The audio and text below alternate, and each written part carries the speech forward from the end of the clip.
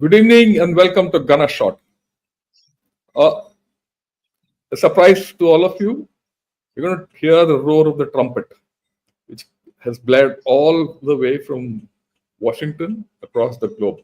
And a lot of people would be discussing it. Uh, as a head up, you know, uh, Colonel Rajiv Agarwal and I were to discuss about the end state in Gaza and beyond in West Asia.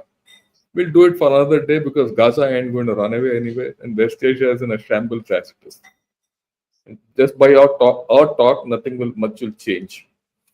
But I thought Mr. Trump has come out with a whole lot of executive orders, and they must be discussed and debated all over. And we'll continue discussing and debating it for a long time to come.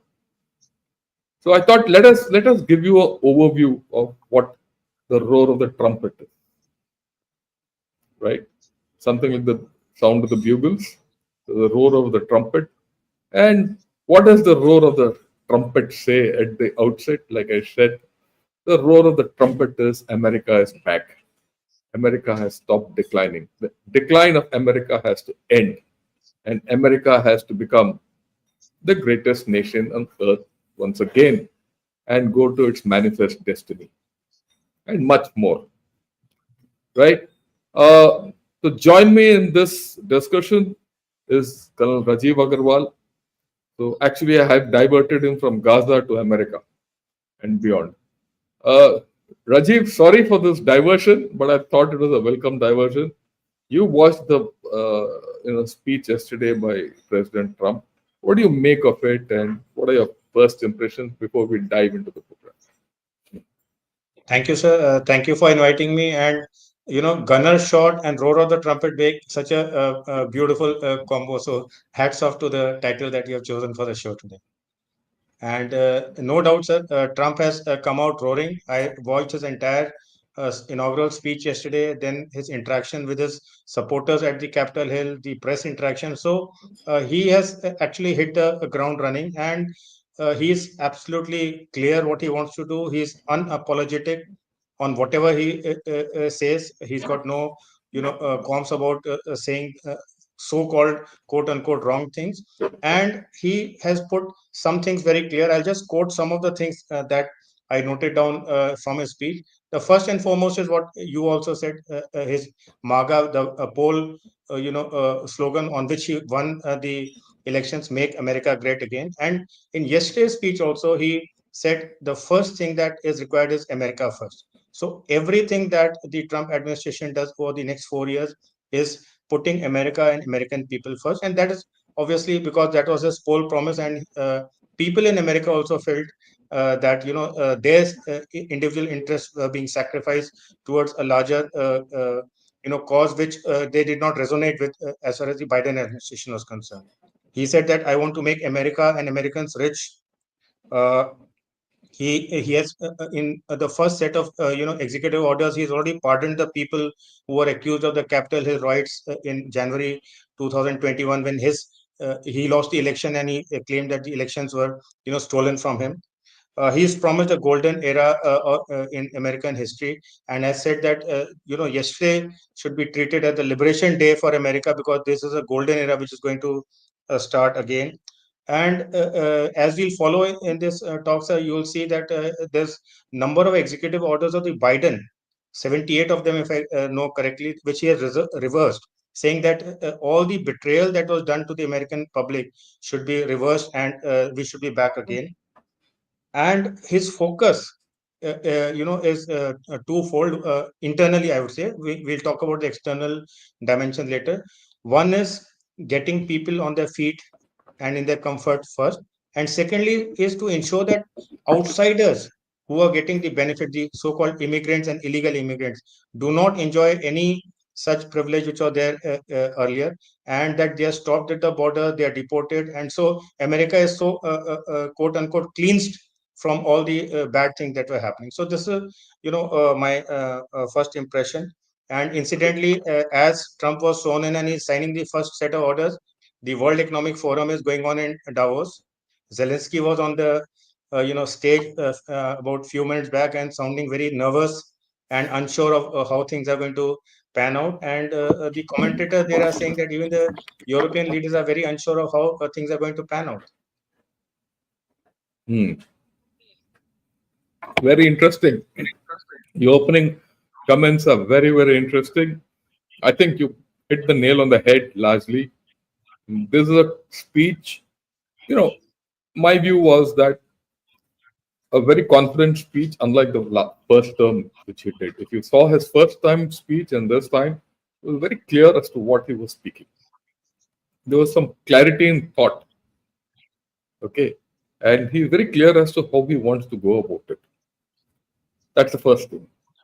And probably a steely determination also to go with it. Absolutely. Right? One. And he's got wind in his sails. That's there's no doubt.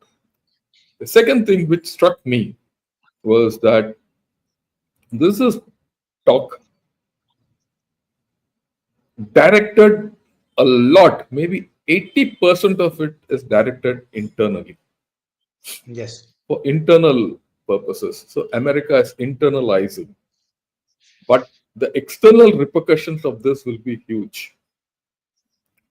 Okay, and that is something which we have to understand. A macro observation which I would like to tell everyone, which yesterday, I told everyone during my talk with Brigadier Arun Sehgal, we discussed this. In strategic terms, globally, there is a decline of big powers. Just think, you heard what Trump has said. He might say, we'll stop America, make America great again, all that. But he also spoke with that stopping the decline of America. So somewhere there is a thought of decline. And he is not going to go unopposed. Already a lot of issues are there because he's made some issues which have legal implications. So America is now going to be more inward-looking America than the extroverted America, which we all got used to. Look at China. China, as you know, or everyone knows, is looking inward. It is forced to look inward because of its stagnating economy, its stagnating demography, its wobbly military, which is still undergoing purges. In fact, as late as day before yesterday, right, the head of two rocket scientists of the two major designers, right, have been sacked. In fact, they have been missing. AVIC, Aviation Corporation of China, which is part of one of their fighter programs, they're missing. So it's more. So Xi Jinping and his gang and Xi Jinping faces a lot of external pressures, especially in the periphery. So that's a country also equally in decline. If America is in decline, China is even more so in decline. And Russia is going through a debilitating war for the past 3 years. It's not on the ascendance, with definitely. It has got its own internal problems, which at this point of time are masked. If the Ukraine situation climbs down, there are going to be issues. So you see three big powers in strategic decline. They're in strategic decline. Their global influence is shaky. They have to be inward looking. And you also see a set of middle powers like India, Saudi Arabia, even Brazil will come Turkey. forth in this period ahead. Turkey. Yeah, Turkey has already played a hand in, you know, Ukraine. It's already played a hand in Syria and Indonesia. You see, Indonesia is coming into the picture. These are all the middle power, the big middle powers. They are now putting upward pressure, and they have their own constituency in the global south and in the third world, as we looked at. So you're going to see a very diversified global order and a changing global order this year. But I think I'm getting ahead of myself. We'll talk of this towards the end. We'll now focus on the roar of the trumpet. Let me share with you. What we'll do is we'll share a few. I'll share a few slides with all of you. And then we'll take up issues by issues in brackets so that we can discuss around it. And we can have a back and forth rather than your comment and my comment. You're not the host, I'm not the guest, or I'm not the host, or you're not the guest. We'll do it on an equal footing. First, of course, is America first. Trade policy will be this is executive orders to this effect. Then the big news I thought was withdrawing the United States from the WHO. Then putting America first in international environmental agreements, that is, the Paris Group and all that. The next thing is a focus on inflation and emergency price relief for American families and defeating the cost of living crisis, which he says, which is there because inflation in America has been so high, and that economy, to many people, one line of thinking is on the verge of I don't know what, huge debt, huge this thing. They've got the major problems. He wants to set them, and that's why I say a lot of it as America has to internalize. But the repercussions of whatever internalization America does has external repercussions. And then ending the weaponization of the federal government, or he's got after the deep state as we know about this. Then application of protecting Americans from foreign adversary applications. That's the TikTok ban, which has come. It's got its own issues we need to discuss. Unleashing American energy. This is huge. And this has got huge ramifications in the energy scene. And I'll touch upon it, but definitely for everyone who's listening, I'm going to do a separate program on the business of energy because energy has got to connect with space and you know AI technology. We'll talk of it later. And then, of course, this business of Elon Musk being part of the Department of Government Efficiency, and also he says within 3 to 4 months I can take someone to Mars. That's what he said. That some capability if it is there. And now a new thing has come in of clarifying the military's role in protecting the territorial integrity of the United States. So far, the military's role was external. Now he's talking of the southern border. That is, he's declared a national emergency at the southern border of the United States. And these are all headlines. I have not come to the nitty-gritty. Okay, now let's talk of the first thing, which has been immigration and the border. He's barred asylum for people newly arriving at the southern border. Then he suspended the refugee admissions program. His birthright citizenship. Anyone who's born in America isn't guaranteed, American status. Then he's talked of the U.S.-Mexico border to be a national emergency. Then he said, look, people seeking asylum in Mexico can wait there till their cases are cleared. No one can be allowed to come in. And then he's talking of cartels as foreign terrorist organizations.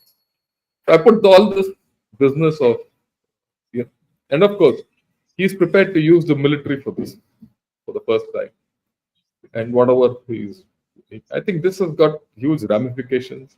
Part of this immigration process we can discuss are issues for India also. So I want your views on this, and then we will go to the next one. Absolutely, sir. I mean, illegal immigration stopping was one of his major poll promises, and it is no Yeah. surprise that it has come as an executive order on the day one. Even in his first term, he was, hell bent on stopping illegal immigration. The Mexico wall, which he had proposed, was supposed to happen. It didn't happen the way he wanted in his first term, and then he got defeated. So this time, he's very clear that illegal immigration is one thing that is not only disturbing the safety of the American people, but it is also stealing jobs of the American people. It is also eating into the federal resources to keep these people afloat in America. And all these things, as per him, are anti-American.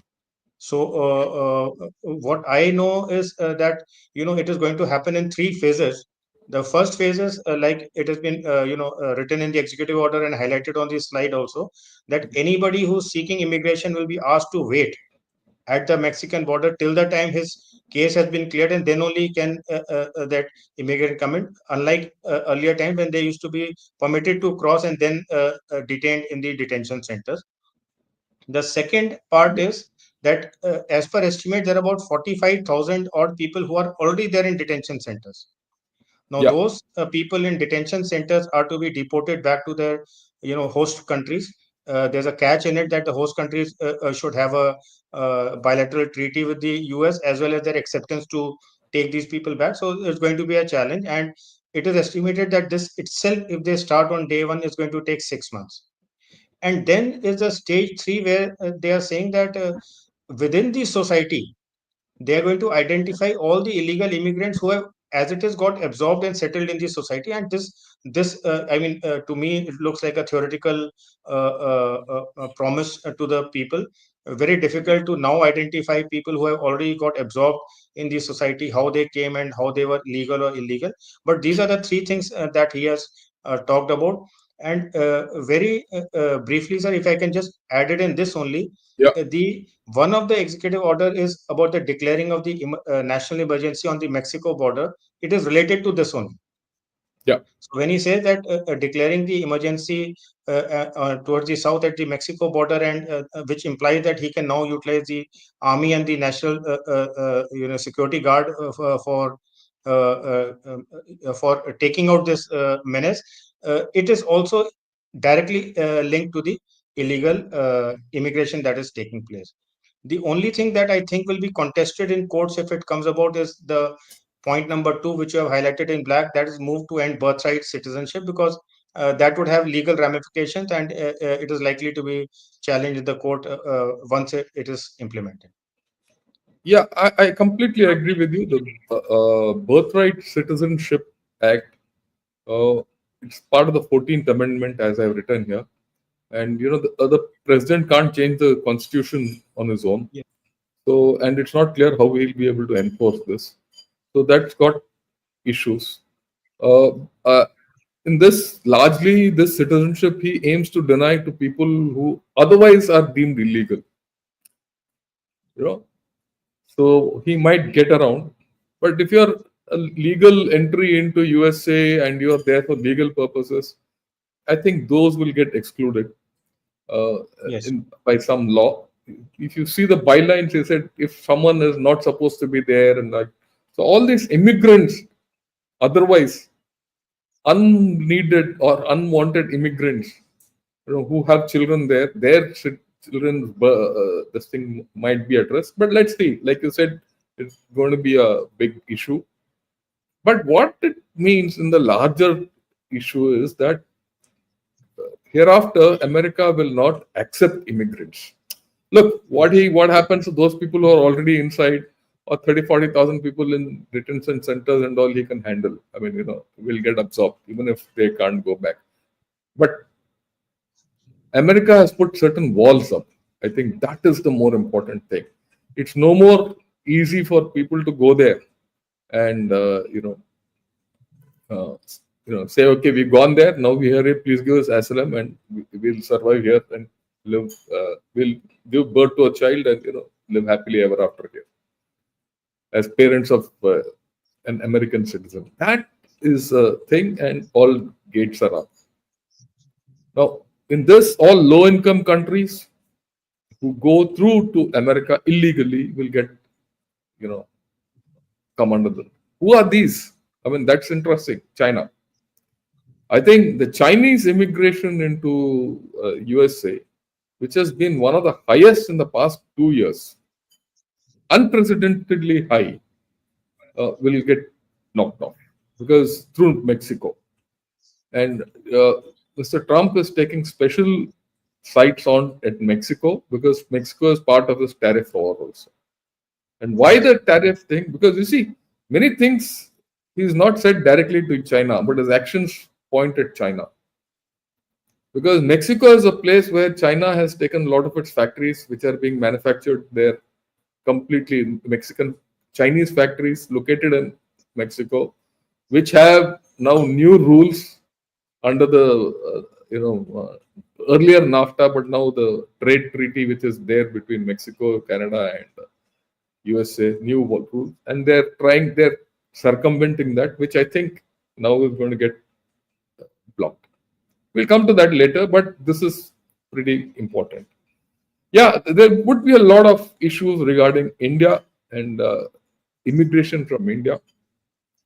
My view and what I've seen so far is, uh, and my experience, right, is what I've seen here is that immigration for things like H-1B visas and all are not being stopped, especially those who are from the STEM category. All that I don't think that will happen.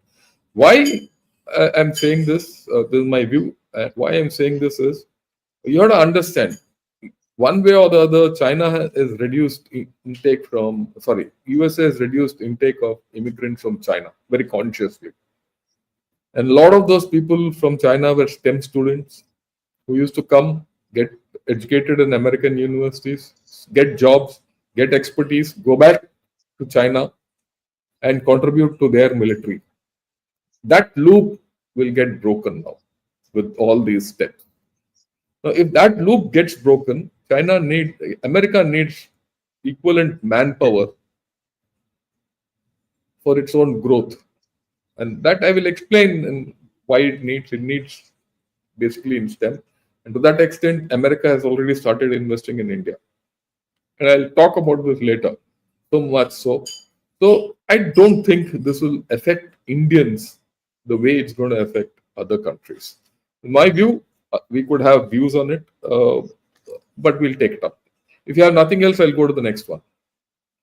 We can move on. Yeah.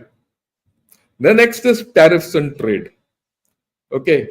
So they're going to start an investigation into trade practices where they've got persistent trade deficits, unfair currency practices, and examine flows of migrants and drugs. You see, immigration from Canada, China, and Mexico to US, which I was explaining to you. As part of the executive orders on trade, that is given direction to the federal agencies. And then they're talking of assessing China's compliance with a trade deal Mr. Trump signed in 2020. Is Okay. that there or not? Okay, then of course the US Mexico Canada agreement, which he had signed in 2020. And this was to replace the old NAFTA.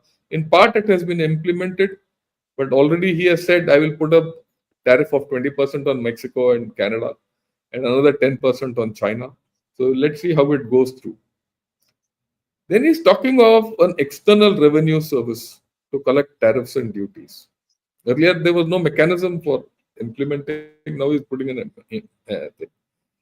Then the last bit is he wants to review the industrial and manufacturing base. Okay, whether further national security related tariffs are wanted, and he also wants to revive America into a manufacturing nation.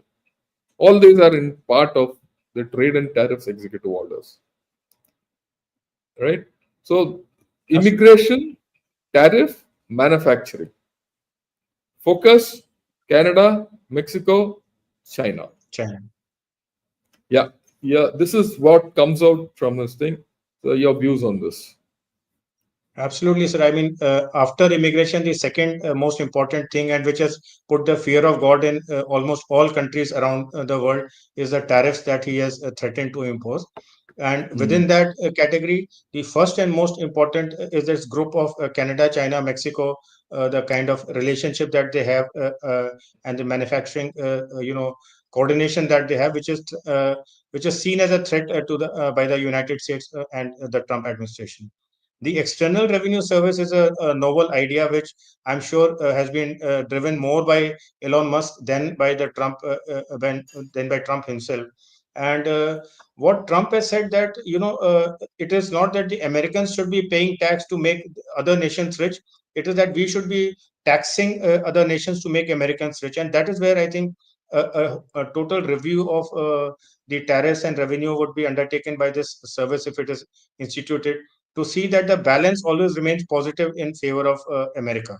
And if the balance remains positive in favor of America, then obviously his poll promise and his inaugural speech, making America rich again, would get hugely benefited. So this is a very important executive order that he has signed. And to my mind, apart from setting up the external revenue service, which may require a congressional approval if it requires, other than that, these are executive orders which are within the discretionary powers of the president as a chief executive of US, and he would be able to pull through with these issues. Yeah. So this is something important. Uh, lot you can have different views about it. A lot of people feel that imposing tariffs will ultimately hit America itself. It will give rise to inflation and all that. But I think he has a clear plan. So whatever the outcomes of the plan, it's going to be a churn. It's going to have an external repercussion and it's going to have an internal repercussion. And let me put it up front. The country which is most worried about this entire business is China. China is worried about tariffs and this business of, making America a manufacturing nation once again, right?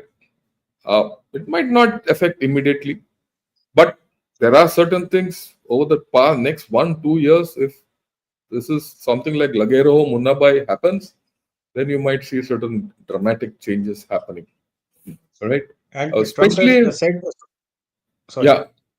Please go ahead. So Trump has said so many times that China has been dumping substandard goods into America and charging us huge costs, and we cannot accept that. And America should be able to make its own high quality, better goods at cheaper prices, which helps their own economy and people to grow rather than helping China grow by dumping these substandard goods. Yeah.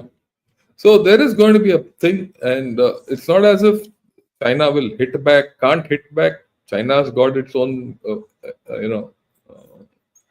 strengths in rare earths, minerals, and things like that. But China has got problems in energy, right? So there are issues with both ways, about which we'll talk about it as we go along. But I think we are in for a terrible time. And a part of this is India. I want to touch. What do you think will be the effect of on India? Because Trump has earlier said that I have to tariff India. He's gone to the extent. I remember saying Modi might be a great man, but there are, uh, India violates all tariffs. So that how will that affect us? So that is, I think, the only and major concern in Trump 2.0 as far as India is concerned, because Trump has been very positive about the whole India-US story, even in Trump 1.0, and he has shown inclination of continuing that story. He has got so many,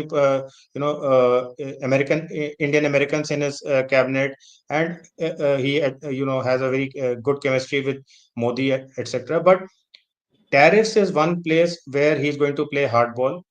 We have to remember that Trump is a businessman first and a politician later. So, friendship and good relations and chemistry will be at one point, but tariffs will be, to my mind, a friction point as we go along in Trump 2.0. Yeah, you look. Let me give you a thought process of mine, and this thought process is pretty vague and maybe controversial too. I wouldn't say controversial, but it's harebrained. How do you breed this tariff? Okay, the seed of how India can beat this tariff lies in the last sentence. It says, carry out a full review of the US industrial and manufacturing base. See, he wants to increase his manufacturing base, right? Why does he want to increase his manufacturing base? He wants to increase his manufacturing base so that imports from China can naturally reduce. and he'll say if anything is made in USA, prefer that too, and he'll ensure with through tariffs that what comes from China, if it is made in America, will be at the same cost. That's a simple. If it takes 100 rupees to make an item in America, and if that is as at scale, he'll ensure whatever comes from China is also at 100, not 20 rupees. So China will not. That will be the kind of tariff he will play. Okay, he's going to do that for Indian stuff also. Now, that's how he's going to play this manufacturing to increase his manufacturing base and to increase his job content. We also have a problem. We also have a problem of manufacturing. We are not able to manufacture enough for our own people, enough for our own items for export, because we have to depend on a lot of imports into from China for our intermediary items. Is there a case for us to start a new manufacturing partnership with USA? What can we reduce the dependency on China, increase the dependency from the rest of the world with American assistance, ask and get American FDI into India for this, and then through this beat this tariff problem for the benefit of both nations. And something like this is probably not out of the box solution. It is already there for semiconductors, which we have started, or other technologies. If it can be there for technologies, why not for hard products? I want your views on this. Sir, what you're saying is right, but whatever is manufactured in US will be uh, X times costlier than what is procured from China. So once we set up a manufacturing partnership with the US and try to import these things from US, it'll have a cost factor on us. And semiconductors and technology is a totally different ballgame, because there the cost is incurred mostly by the government and subsidized into the manufacturing incentives to the this thing. But on a day to day small industries, regular industries, consumer based goods, it'll have a huge cost effect on us if we have to substitute Chinese goods imports to the US goods, because US goods can never be as cheap as what China No. dumps You're not on got the us. point. The point is this. What I'm trying to put across is something slightly different. The opportunity is in this. It's not getting American goods here or manufactured goods here. You have a joint manufacturing system, right? Where you feed into the American market through your industry. It's by wholly owned American firms or American joint Indian American firms sourcing from third countries, not at China, other countries, using, after all, USA also for many things, if they want to increase their manufacturing value, they have to source from somewhere. It's not everything. So instead of that, sourcing could be on a joint basis. Okay. And we could also incorporate Japan and South Korea in this. Because already Japan and South Korea have this ability to manufacture in India with Suzuki, Samsung, and Hyundai. They're already there, and they're part of the Quad. Get into a deal, thing with Australia. What I'm saying is revitalize Quad into a manufacturing, you know, uh, kind of a thing, so that Manufacturing within Quad collaboration. countries, yeah, collaboration. There's more FDI, more thing. Maybe that that's what I'm trying to say, and I think that's the opportunity for us in this. Your view on this? I don't know much about it, but I'm sure it can be thought Yeah, about and worked out. Anyway, with tariffs being threatened by Trump, India will have to find a way out how way to out. secure its own interests. Yeah. So we have to do something like that. Right. So we have to think of new ways, and right. We can't go on the existing model of importing from China and then re-exporting it to USA markup thing, which is the current model, because that will only lead us into tariffs, and Yes. that won't do us good, right? At some point of time, if India is seen to be part of the what is happening in Mexico or in Canada or this thing, you might come into that group and have more problems, right? So we'll have to see how to you know do this. So that's the thing. It will help both, right? For example, I'll take this question here. Lata Sundar says manufacturing in that country alone will pull up their economy. She's talking of USA, but at the way USA is going, USA will not be able to scale up to manufacture for itself, right? It might not be feasible, so they have to have an outside dependence, and the dependence on China is so deep that it cannot go overnight. But if they have another country which has got equivalence in scale, capability, like China, and they build that, where they have a joint stake, I think that's the way forward, and I think it's a food for thought. We might succeed, not succeed, no harm in trying, but you can't do the same thing and hope for success. That's the point I'm making. Absolutely. So let's take the next one. We talk of energy and environment. He says withdraw from Paris Agreement, national emergency. He's declared an energy. He says unlock new powers to suspend environmental rules or expedite permitting certain mining projects. So more mining, more offshore drilling, reverse ban on offshore drilling. He says repeal Biden era regulations on tailpipe pollution. Very important, which means he's trying to revive the IC engine Fossil fuel. fossil fuel based cars, which has a problem for EVs. We can discuss that. Okay, and he says roll back energy efficiency regulations, open Alaska wilderness, go there, restart reviews of new export terminals, halt the leasing of federal waters for offshore and wind farms. He says forget about all that nonsense, go and drill for oil. Environmental justice program. He says review all federal regulations that impose an undue burden on development or use of a variety of green energy, coal, oil, natural gas, all that. So what do you see this? There's an energy revolution on the cards here. Your So, views on I this? mean, amongst the executive orders that he has passed, most of them are inward looking as far as the American people are concerned. But this has got ramifications not only within America but outside America on in the entire world as such. And the most important one is the first one where he says that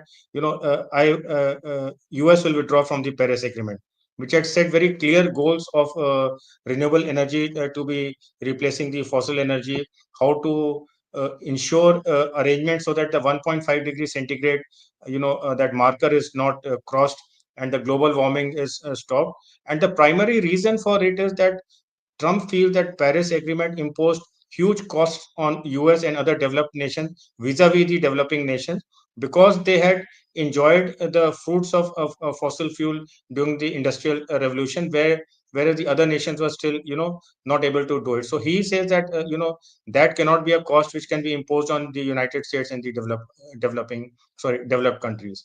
And reviving offshore drilling, fossil fuel cars, not giving any more incentives to the EV.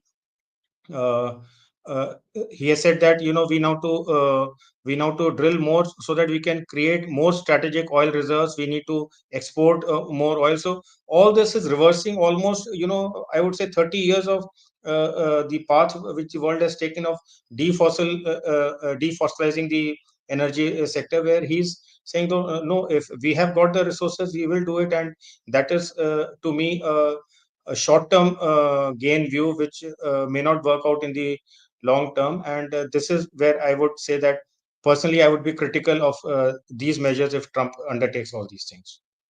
Yeah, I go with you. We can be critical. It's not the best thing to do, but he's doing it. You see, the point which I'm going to try and make is this is going to change the energy equation in the world. Absolutely. Okay. And this has to be seen in conjunction with two, three other things. And let me explain that. It is not just first and foremost, he says all the untapped oil and fossil energy which is there beneath USA, I'm going to unlock.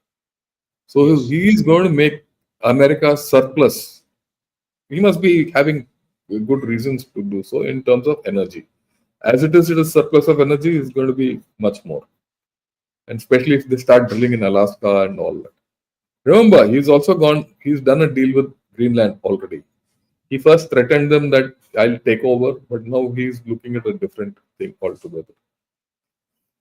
And Greenland will come under his thing and they'll start exploiting Greenland also. So, plus the fact that Greenland has a lot of uranium, which will fuel atomic energy reactors. Why does America need all that? It needs for AI. It's not a coincidence that Elon Musk, I don't know who's that guy, Tim Cook, uh, Zuckerberg, Sundar Pichai, and I'm forgetting the fifth guy. Uh, yeah, Jeff Bezos, and all these people were sitting next to each other in one line in the swearing in, just behind. And Elon Musk was just next to Baron Trump. So these tech accelerators are playing a huge game in this energy. Plus the automobile industry. You see, which is the two biggest industry in America today are the tech and automobiles. Okay. Now he's taken out the tailpipe regulations, so that's actually EVs, all that will go out for a toss. If those go for a toss, there's a backlash immediately on China. Remember, China's EVs might not fit the bill, and if he does this, and he says, "Okay, I'll give energy to Europe. Energy is the problem in Europe," and Europe decides to take the American route, then the whole equation changes. There's a big thing here. It's not simple. Also, remember the Middle East crisis is now abating. IMEC restarts. IMEC restarts. The alignment from the Middle East to the Mediterranean and energy flows will start off. And if green hydrogen gets kicked in, after all, it's a new energy form of energy, apart from Yes. renewables and all that, then you're looking at some other story altogether. And wrapped up on all this is that business. We want to plant an American flag on Mars. People might think people are going to Mars for sprawl. No one goes to Mars for sprawl. You're going there for two things: deuterium and tritium. Tritium and deuterium. Why do you need this? These you need for fusion. Why do you need fusion? Fusion will give you boundless energy. And they have already maximized that energy and they've already done two new fusion based experiments at the Lawrence Laboratory in Livermore. So the game here is very clear: energy dominance, Yes. global energy dominance. Okay, okay. Now you think I'm talking off the hat? Just look at what China is doing. Why is China going also gung ho in space? China has also spoken of going to Mars. Of Yes. China is also speaking of a space station from where he can get energy. And this stories came back just about 2 3 weeks back. Yesterday, South China morning, not South China, Guancha, or today morning's Guancha already talks of the artificial sun. They are also into fusion. They're a little away. So far, they have not got to that, but they're into it. They are also exploring the thorium route in Gobi Desert. They are also making the mega dam in Tibet. Energy. China doesn't have the kind of energy which it requires if it has to be a technology superpower. So this energy thing which he has spoken is just beyond climate, war, all that. We must be very clear, both these countries are not interested in the climate. They couldn't get a damn. Energy is the name of the game, which I've been talking of for a long time. And I'll talk of this whole story in detail further. And India has to be very clear as to where it is. There's going to be a geopolitical squeeze on us. Where is this geopolitical squeeze going to come? Tomorrow, once this, maybe 1 year, 2 years down the line, not even one, I think by the end of the year, USA will give us this Hobson's choice: get energy from us and drop Russian energy. Be very clear. They've done that already with us with Iran. 2 3 years back, when in fact when Trump was the president and he sanctioned Iran, he said you cannot take oil from Iran. I'll ensure that India gets its requirement from elsewhere, and it happened. Okay, but the Ukraine war gave us an opportunity of beating that and getting cheap oil, and it suited everyone. But now things are other way around. So right, and things are the other way around. So we will have a problem if, unless of course, if the Ukraine war ends and something happens, then the things are different. But otherwise, we have an issue in this, and we need to think of alternate source of energy. We also have to think of our own thorium resources and how to exploit them. The time has come to fast track that whole story. And fast tracking that whole story, you need either USA or Russia by your side. And I don't know whether Russia will be able to help us.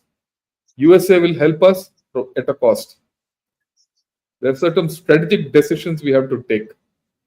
And again, I'll talk of this in my, when I, maybe next week, when I talk of this new triangle of technology, energy, and what shall I say, space. This is the new triangle which is emerging, and I'll talk of that later. Okay. At this point of time, it might seem a bit over the hill for many people, but that's where it is. Okay. Okay, we've spoken about all this, tariffs and trade and all. Sorry, we've spoken about energy. I'm not going to go back. Okay. So this is talking of natural gas, nuclear, everything is going to be reviewed there. Okay. Now let's talk of this TikTok ban. On Sunday, the ban was affected. TikTok went dark. But now he's ordered his attorney general not to enforce the law which has banned for 75 days. And he says they will give the administration an opportunity to determine the appropriate course forward. That means within 75 days, this TikTok has to be sold to a US company. Right. Your views on this?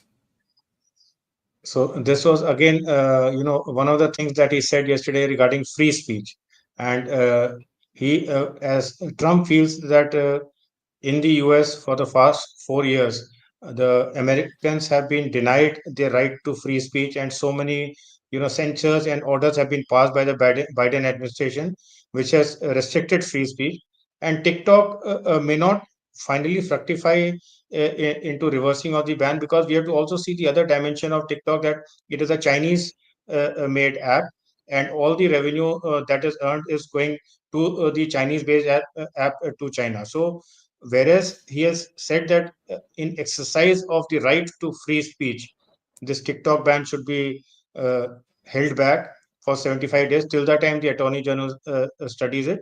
But to my mind, the China factor will ultimately play also a big role in whether a TikTok stays or not stays after 75 days.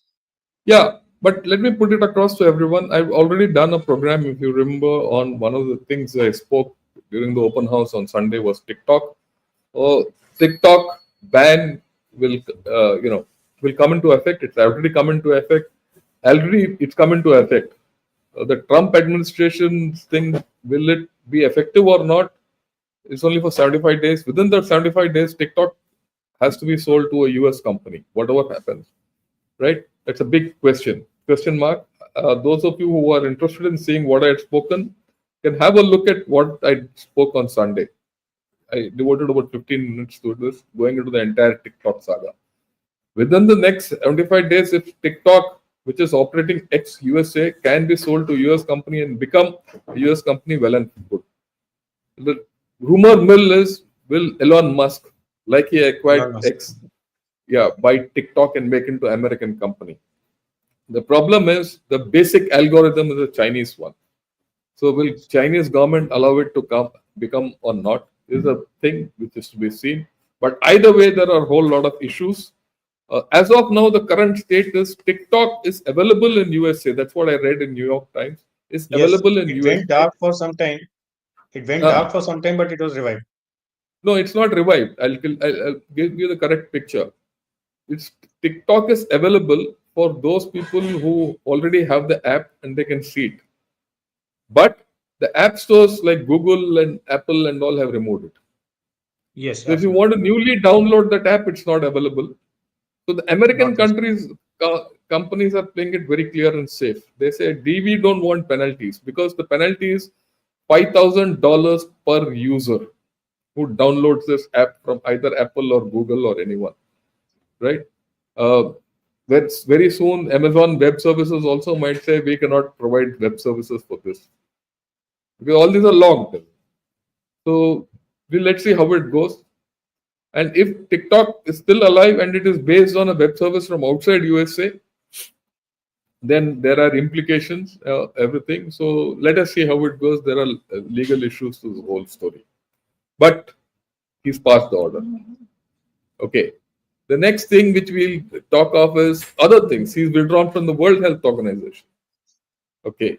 He's now renowned, named Mount Denali as the, Mount Denali as Mount McKinley, right? And the Gulf of Mexico as the Gulf of America.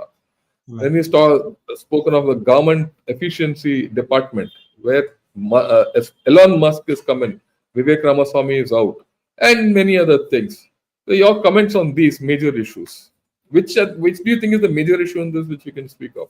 So, to my mind, the first bullet is the most important, where Yeah. WHO he's withdrawn his support, and it has got two parts to it. One is this principled part, where he feel that WHO didn't play its part when COVID-19 broke out, and the protocols, etc., which it had set, or the investigation that it carried out into Chinese, possibilities of outbreak, were not up to the mark.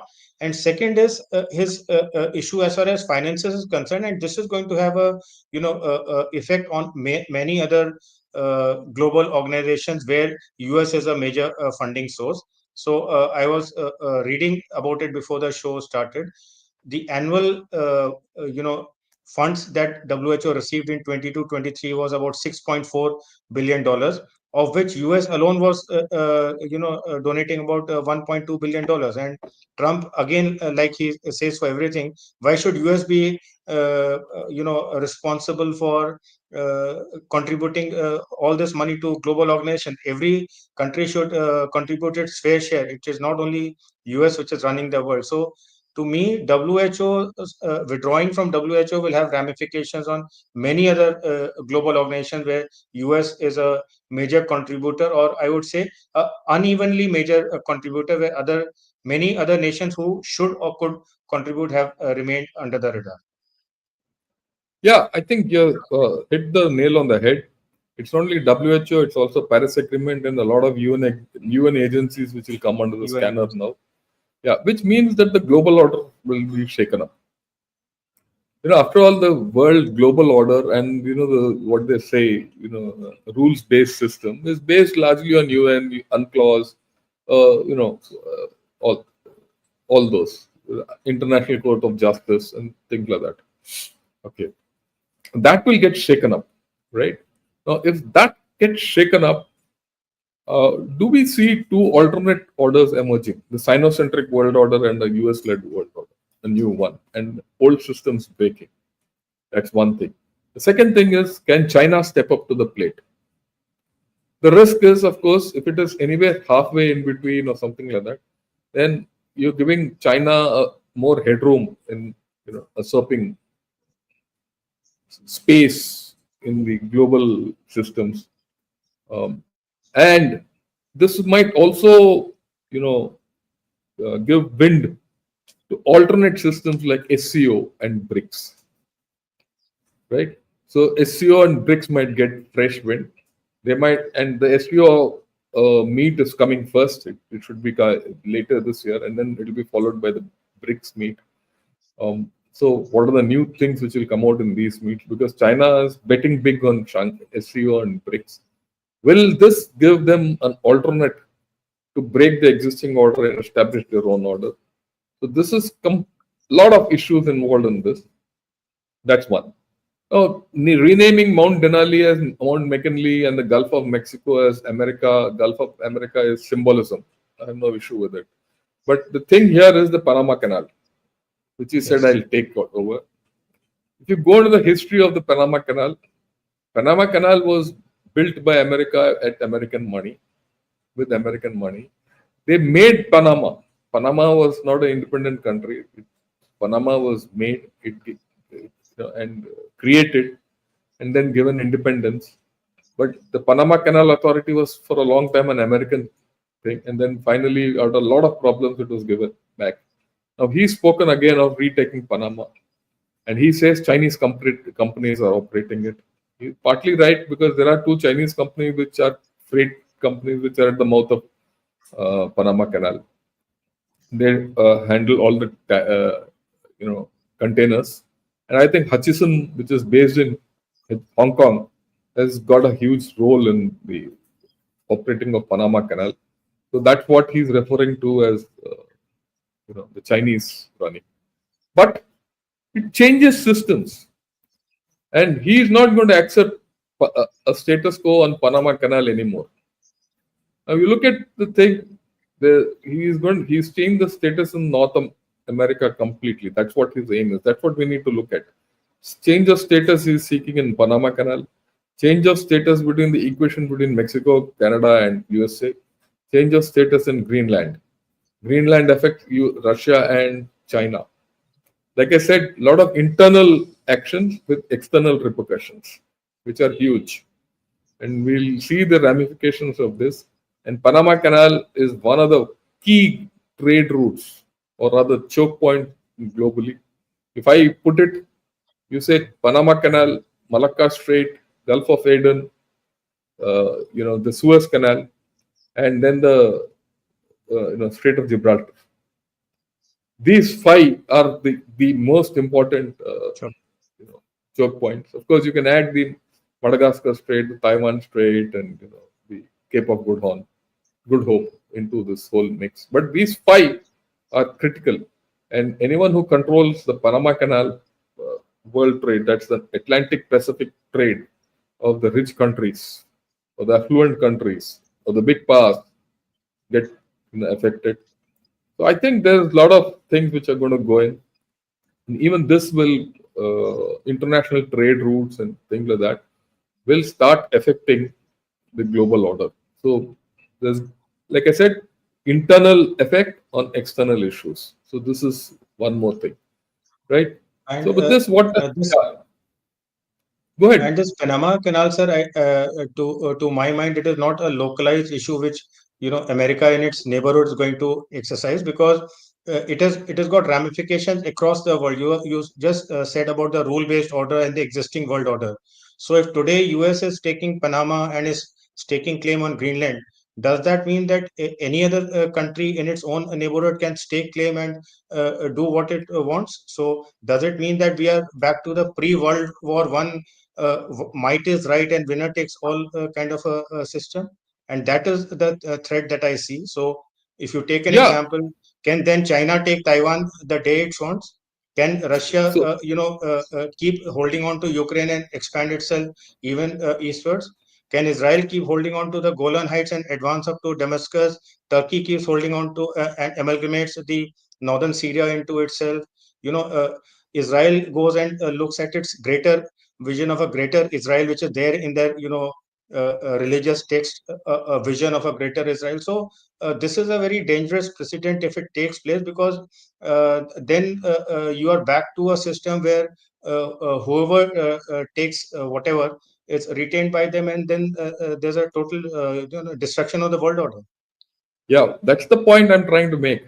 It's not a simple thing. All these seen together and the ripple effect all over is going to have implications. But he said it. The fact is, he said his intent is clear. How will people react? Okay, that's the point which we have to see. So we'll see how it goes. All the issues which you brought out are not there. Even for India, there are a lot of issues in this. Okay, uh, if America becomes aggressive tomorrow, China might say, okay, I should become aggressive to revive my own economy and my own thing. Absolutely. It's only Taiwan. Then he might start looking at other places, including Arunachal Pradesh or Tibet and all those problems. There are the issues. So there are ramifications. We'll see, but we have got into it, and India has to open its mind to it. That's the point. Okay. Then let me take the next thing. Then, of course, there are a lot of issues of gender, diversity, equity, and all that. I will not think. He's very clearly said only male and female. The rest, we no transgender thing. All that. We will not get involved with this. Also, he's talked of the federal workforce, and which are completely internal. Uh, he's got problems with the deep state. He's going to do what it is. Let us see how thing. We'll not. I don't think we need to discuss this, but I just thought these are part of the thing which he should. What is important is this.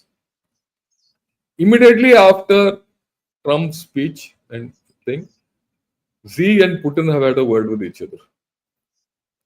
Okay, and the analysis from initial analysis from China is Trump's speech signals more cajoling and containing for China.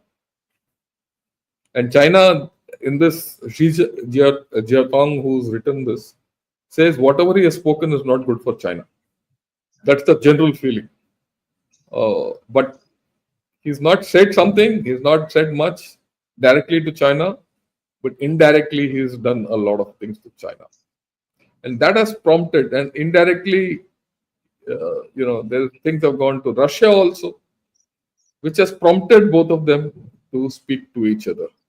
The third angle of this is he's also criticized Putin. He says Putin is not, he's destroying Russia by continuing in the war.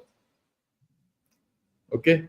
And he's also passed, part of the executive order, foreign aid suspension for 90 days, all kinds of foreign aid. So, which means how will this Ukraine war continue? Is it a 90-day period for Ukraine to wind up? Or will he force Russia also to do that? Some forcing maybe will be through India. If India is given the thing, look, forget about taking oil from Russia. Just look at, USA only. We'll give you oil in lieu. And which means Russia will have a problem. And China doesn't need that much oil. There'll be a global energy re-look. All this must have been spoken between Xi Jinping and Putin, So then what's the effect on Israel and Middle East, especially Middle East? And Middle East has responded already to saying that before I take over, it should be a ceasefire. It has happened actually. And what will happen? What will be the ramification in Western Pacific? So if you see, already the ramifications are being felt. It's not as if it's not being felt. There are external ramifications, and we are not into the 24th hour of a speech. 24 hours are not posed, and all these questions have come up. And it is not as if we are coming theoretically, but we are talking practically. So, your views on this whole story? Sir, I mean, this was expected because what Trump said in his inaugural speech, or as a part of his executive orders which he has passed, or comments during his press conferences, or talking to his supporters, he has said nothing out of the ordinary that was expected from Trump. So, to my mind, Xi and Putin talking to each other should be within the context of what is the relationship which is going on, and how they are going to hedge their bets against what Trump is going to do, and the how the non-West, as our external affairs minister says, non-West order is going to shape up with what Trump is likely to do, is what is going to be interesting to see how China, Russia, etc. Shape up in the given weeks and months.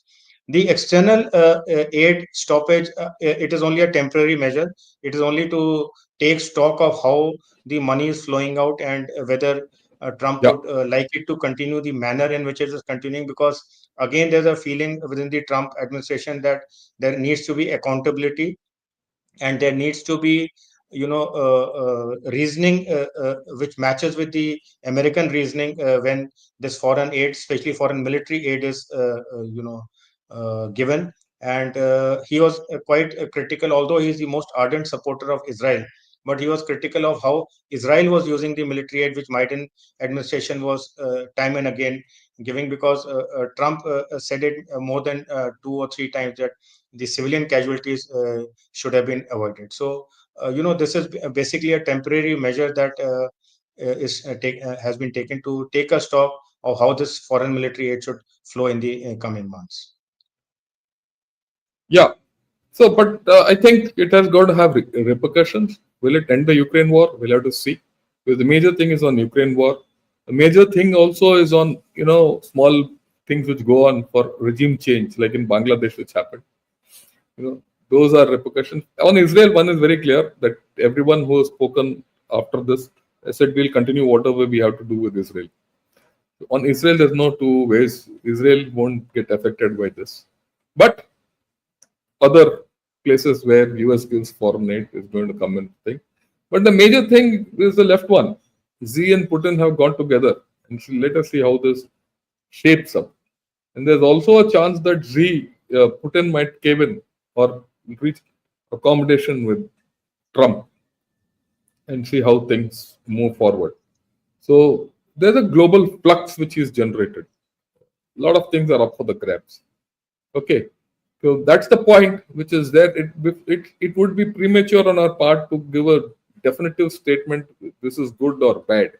All we have done so far in the past hour plus is we've thrown up all options which are likely to come up, and we've thrown it up in the air. Which way the cookie crumbles and which way it will fall is anybody's guess. Right. Now, last, let me say, there's a lot of talk is, will Trump be good for India? And look at this picture which has been going around where our external affairs minister has been sitting in the front during the Front row. in the front row during the swearing in ceremony. Uh, it conveys a lot protocol wise, right?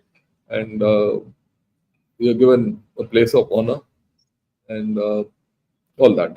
So, what do you make of Trump and India in times to come? Is he good for India, bad for India? In fact, let me put this question also, you could handle it simultaneously. So, I've heard a lot of defense analysts of Trump if is good or bad for India, but I've seen no one is answering it clearly. I'd love to hear your view. Would Trump good or bad for India? Is expansionism now reality, new reality now? Yeah. We'll talk of So India and then we'll forget the expansionist part. Yeah, I think Trump 2.0 will be good for India, and for that we have to also see that whether it is a Republican president or a Democrat president, there's generally a bipartisan support and continuity as far as India's U.S. India policies are concerned. And in Trump 1.0, we saw that many good things happened, including the import of very high tech equipment, Chinook helicopters, etc. The deals were done. So I think Trump 2.0 will continue with that. They both Modi and Trump share a very good personal chemistry. And if you understand Trump's personality, he likes strong leaders. He likes leaders who are slightly on the right wing, and he likes leaders who have good political backing within their country. I think Modi meets all the three criteria. So my only concern is on the tariffs, that how the tariffs will work out. But I'm sure some of the measures that you have suggested and many more would come about, and tariffs would be handled. But to me, Trump 2.0 is a good sign for India going forward. Yeah, I go with you. Trump 2.0 will be better for India than what it was. Because India will get a lot of leeway. My way of looking at it is with Trump, we'll get a little leeway in handling our neighborhood, especially with handling Nepal and Bangladesh and all that. So that where we needed a lot of synergy, which we had got when Sri Lanka was collapsing. Sri Lanka started really collapsing during COVID time when Trump was around, and Trump said, "You handle the whole thing." So if he gives that leeway to in Bangladesh and in Nepal, I think will be all the more better. There will be tariffs is a problem. I must say, even in the Trump to 1.0, the military to military relationship between India and USA were very high. The Yes. question for India is, how do we leverage the current relationship? We need to leverage the current relationship with other things. In fact, like you rightly said, bipartisan view is India has to be the natural partner, and the national security of advisor of USA now, and the state secretary of state Marco Rubio, both are great proponents of India. In fact, one of them wants India as an ally, not just as a partner. So there is a lot of scope. How things will happen, we will see. How do we get technology out of them, or somewhere? How do our military goes up, equation goes up? We have to see. We have to understand in the Quad, one of the strongest functionaries of the Quad is the military exercises which you've been doing, Quad-based Malabar exercises in the Navy. And we've done a lot of joint exercises with USA. In fact, the biggest leg of the US-India cooperation, or the strongest leg, is the defense cooperation, which I see going up, right? And it is also the US will also strive to ensure that this grows up because they want us to be weaned away from Russia, and Yes. we don't. And our aim is to not only wean away from Russia, to wean away from USA also, and be strategically autonomous. So Autonomous. we'll have to see this. This is an opportunity for us. See, this situation has some dangers and some opportunities. How we play the opportunities is a thing. We have to recast our whole story, right? We have to read the ink. We can't say we'll wait till the DAP starts happening 10 years later. क्योंकि देखेंगे by then 10 years Trump भी जाएगा, उसका अगला बंदा भी चले जाएगा, ना मोदी रहेगा ना और कोई रहेगा.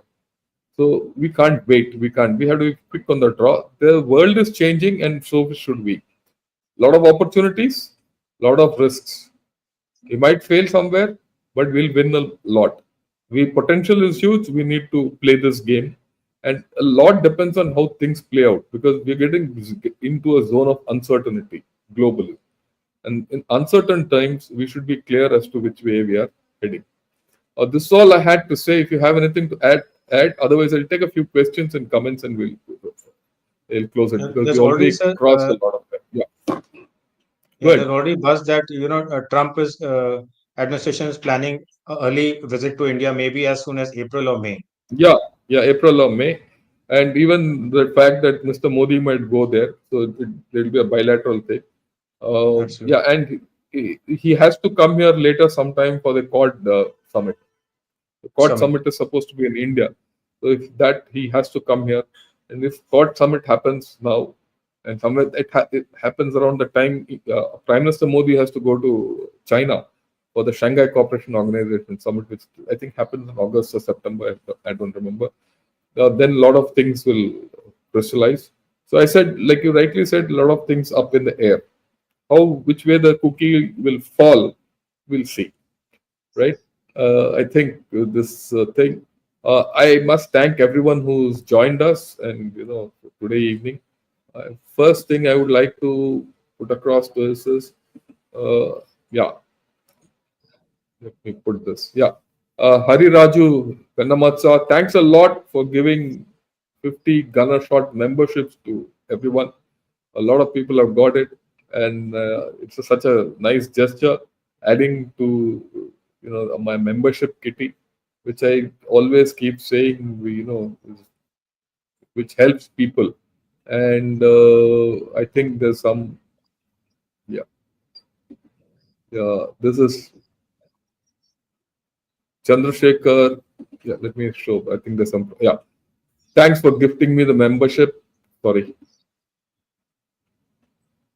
Thanks for gifting me the membership. Much applied. Chandrasekhar, you must thank Hariraju. It's such a nice gesture on his part for having said that. Yeah, here from a tactical defense export standpoint, do you think the new government will help expedite our orders for jet engines. Any take on that? I have no take on that. Okay, yeah. My point is that this is a negotiation which we'll have to take forward, because there are angles both way. But what I would say is you have a time for a relook at the whole thing, a de novo look, If with saying, look, let's achieve something together, we'll have might achieve something with a lot of compromises.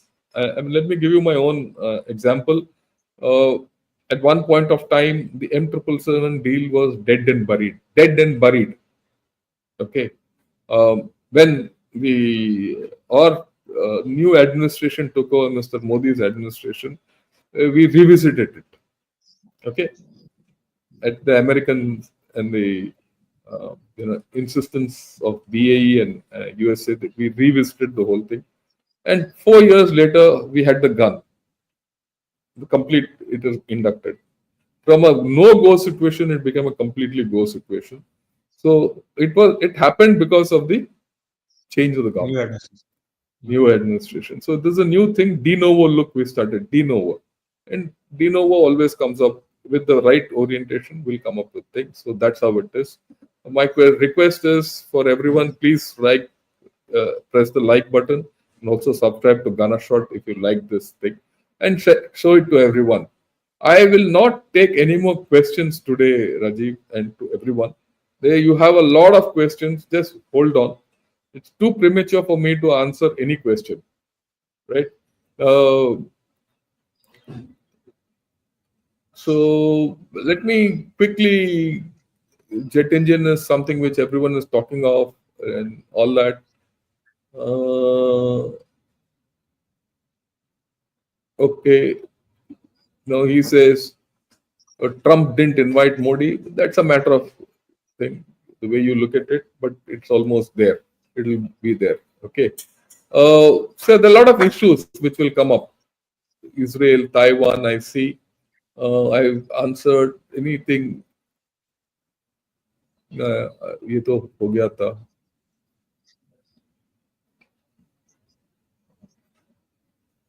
Is there anything? Yeah, I'll not take any more questions now, because for the simple reason that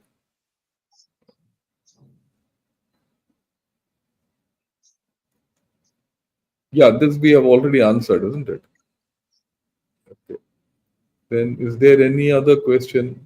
Yeah, it's me thinking says, yeah, no, this we have answered. Interesting session, sir. Thanks a lot. We'll leave it at that for now. Rajiv, if you have any final comments, say, otherwise I'll close the show. Thank you, sir. Thank you for having me on the show. And yesterday, the Washington was sub-zero, but Trump is already generating heat all over the world. I like that. Yeah, he's generating heat all over the place. A lot of discussions will be there. I'd like to thank everyone who's attended today evening, and please keep attending, and join us more for this thing. Maybe a little later, when the dust settles, we'll definitely have more discussions on this whole story. And I'm getting a panel to talk of this. Not day after. Day after we're going to. Day after is what, when Rajiv and I will be back to talk of Gaza. But then we'll take this panel discussion about Trump a little later when things pan out. That's what our expert panel is there. Maybe next week we'll talk of it. Till then, good evening to all of you. Jai Hind, and thanks a lot, Rajiv, for joining in at such short notice. Good evening and Jai Hind to all of you.